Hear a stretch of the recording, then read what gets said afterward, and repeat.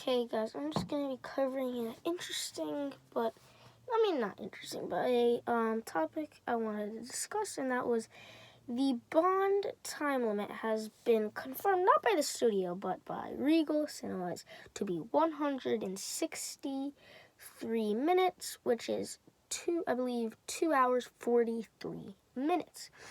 Now, I think what I wanted to bring up was that, oh my god, dang it, it's not, like, many of you might think, the longer the runtime, the better. And I think one thing is, this runtime,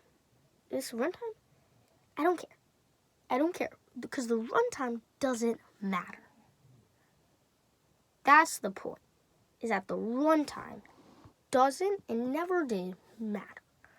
What I believe about the runtime is you will know if the runtime of a film is good or bad once you see the film.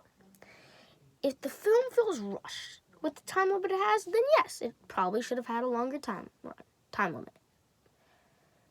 Or runtime for.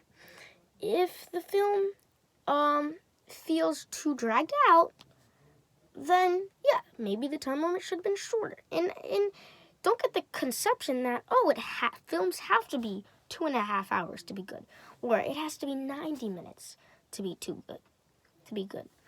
That's not true.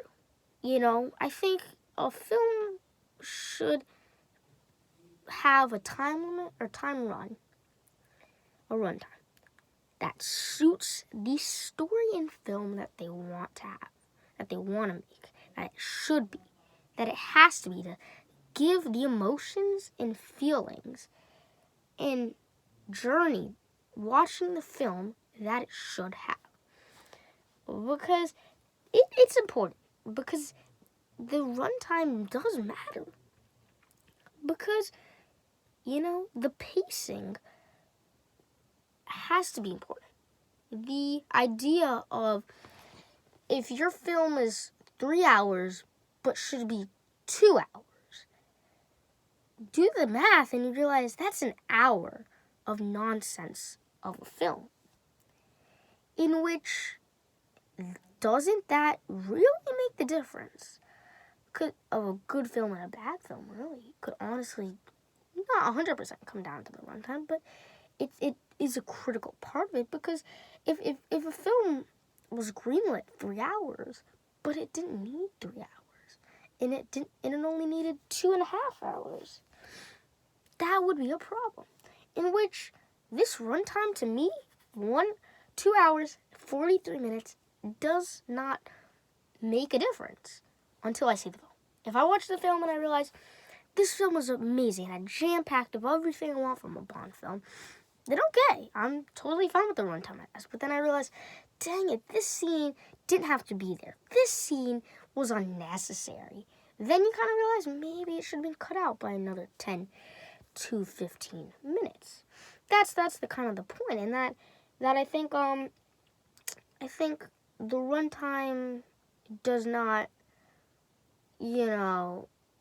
really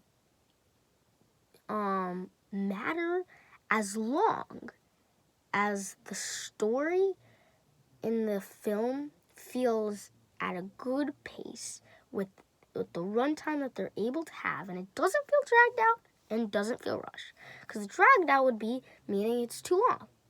If it feels rushed, then the film is too long. But both of them are equal as just how bad it is. Because if it's rushed, there's scenes that you probably really need, that you really want to see, moments you want to see to explain this thing, or explain this plot line, or this plot line.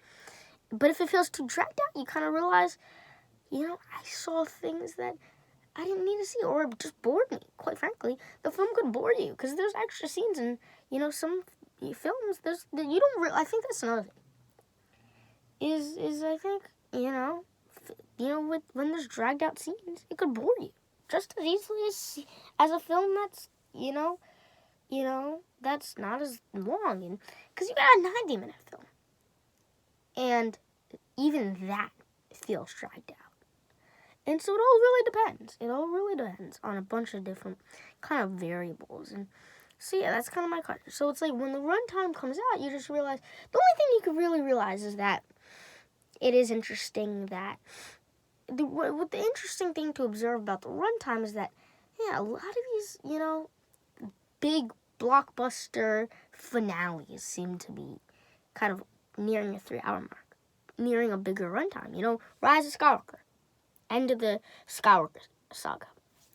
Endgame, end of the first, 10, 11 years of Marvel. Bond, end of, Daniel Craig's run as Bond. And since they'll probably reboot the franchise, probably the last film for all the, supporting characters as well. And so I think you just see these longer runtimes of films that need a proper conclusion to the story. And hey, I'm all fine with it. Again, if the runtime fits the type of film in the way the film's created, and the story they have in place, in 2 hours fits the runtime. If 2 hours, 43 minutes fits the runtime. If 3 hours, 3 minutes fit the runtime, then more power to you. But runtime doesn't matter unless the film feels dragged out or rushed. Stay tuned for more videos coming right at you.